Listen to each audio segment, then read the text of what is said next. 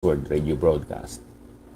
Ini nga aton nga broadcast abyan ginapatuhoy naton ini sa mga Ilonggo speaking and listening audience dira sa Hinubaan, sa Sipalay City, sa Kawayan, sa Ilog, kag dira sa Cabancalan City.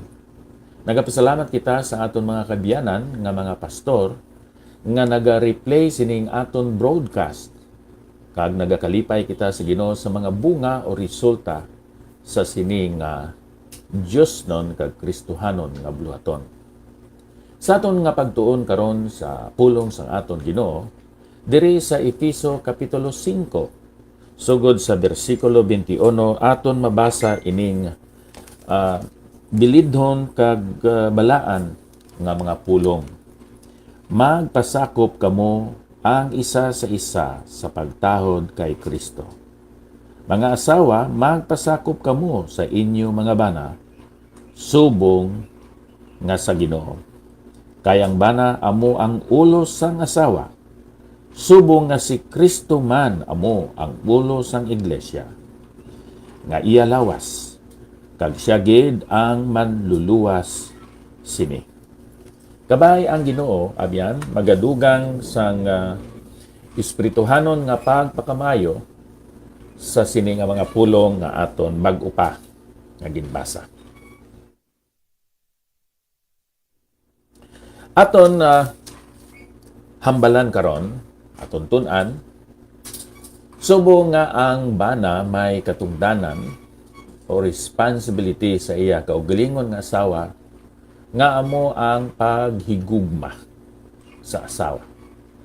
Isa ka maalamon, isa ka intentional, kag mainiton nga sahi sang paghigugma sa iyang asawa. Amuman aton nga hambalan ang katungdanan sining asawa sa iya nga bana. Kag amo ina ang pagpasakop. Ining pagpasakop sang asawa sa iya kaugalingon nga bana, wala nagakaulugan nga siya inferior kung hambalan ang relasyon dira sa Dios kag sa isa kag isa. Ini nagatudlo lang sang iya nga katungdanan, sang iya nga ranggo sa pag tudlo sa Ginoo sa sining ginatawag naton pagpaagisod, pagpasunod. Halin dito sa Diyos nga may nagpasakop si Ginoong Hesus. Halin dito sa kay Ginoong Hesus, nagapasakop ang lalaki o ang bana. Halin dira sa lalaki o sa bana, nagapasakop nga mahigugmaon, nga sa kinabubuton ang iya asawa. Hindi ini pag kaugtan o kung i-react, i-response ang asawa nga may kasubo tungod kay siya nagapasakop sa iya bana. Duha ka kabangdanan abyan kung nga ang mga babae magapasakop sa ila kaugalingon nga bana. Kung aton o sisaon, nga magpasakop ang babae sa iya bana. Kay dito sa creation abyan, una gid man nga gintuga sang Dios ang lalaki. Kung sa aton hinambalan, una sa duyan ang lalaki kaysa babae. Ginkuha lang ang babae dira sa gusok sang lalaki.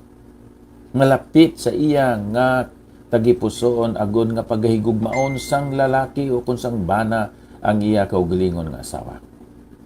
So by virtue of creation, the husband is the head.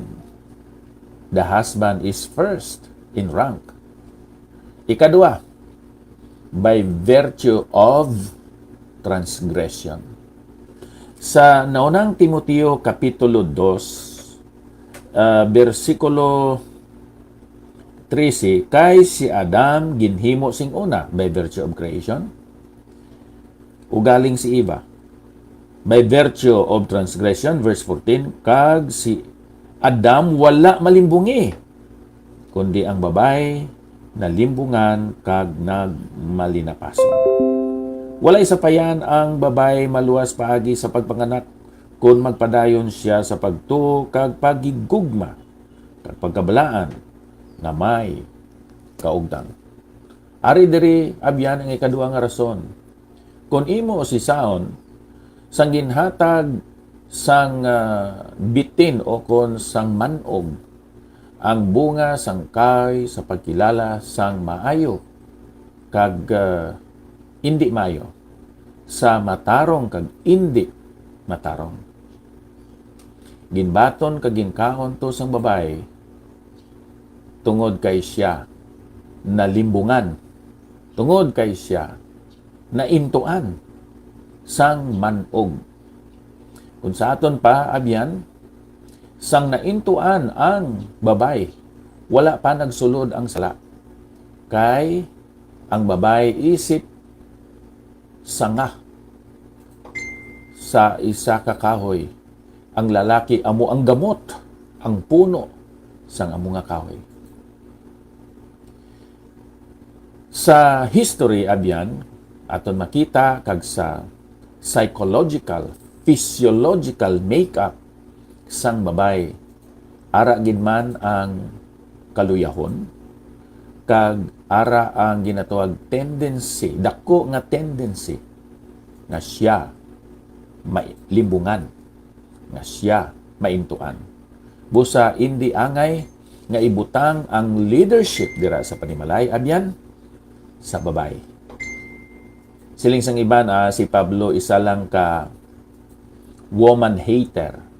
Amo na nga hindi niya ipawali ang pulong sa Diyos sa mga babae. You know, hindi ni siya subong nga isa ka kultura, kundi isa ini ka history. Ang creation, una gid ang lalaki. Ang transgression, nalimbungan ang babae. Therefore, the leadership was, is, and will be given to the man or to the husband. Amo ina nga kinahanglan ang babay mahigugmaon nga magasunod sa pagdumala sang iya bana.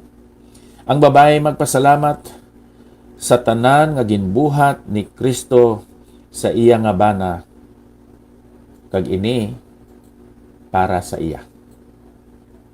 Kung sa atong paabyan, ikaw nga asawa, magpasalamat ka nga ginluwas ang Ginoo ang imo bana sang una. Sa wala pa kamo magkilalanay, nga siya nagbuko nga mag-alagad man sa Dios, nga siya nagbantay siya kog lingon nga mangin putli kag matarong sa iya nga pagpangabuhi agod nga imo siya maangkon subong bana. Kinahanglan ang asawa magkilala kag magbaton nga mahigugmaon sa pagpangulo sang iya bana. Kinahanglan nga ang asawa hindi magukom sa mga nahibaluan niya. Hindi mag-uyon ang bana.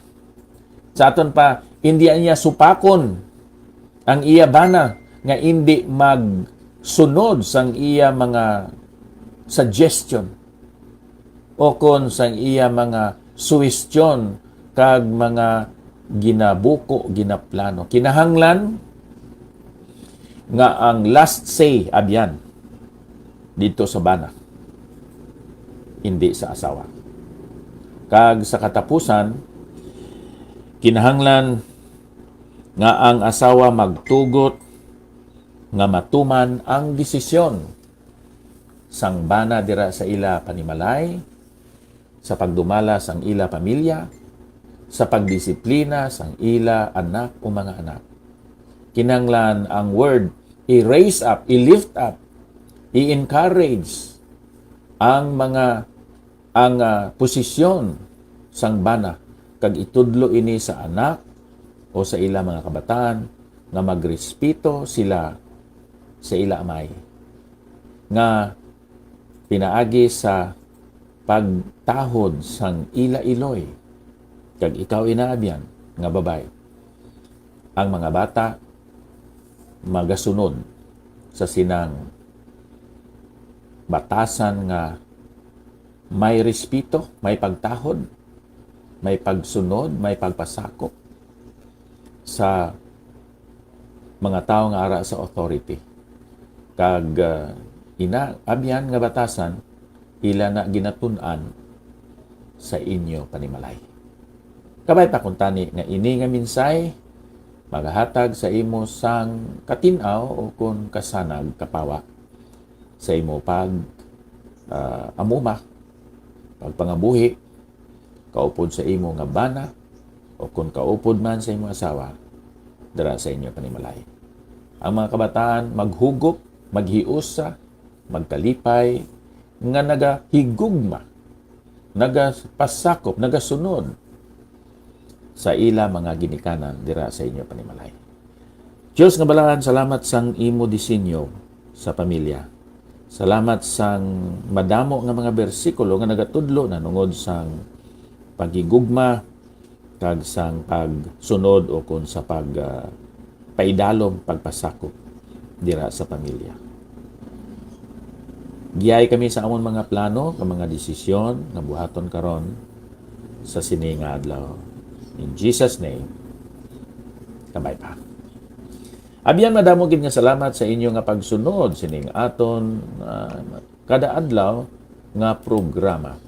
Akon nga greet kag pagpangamusta sa aton mga kaabyanan nga tan-aw kag nagapamati sini karon segment sang aton nga pagtuon sang pulong sa aton Ginoo. Sa kayo si Junesa, Pastor Ronnie Calvis Catanos, Nervy Ging, Alico Garganyan, Pastor Ransam Bangrain, Norman Samiliano, Roslyn Kabuga, Winaluz Tubog Viola, Neil Gonzaga, and Sam Piscadilla.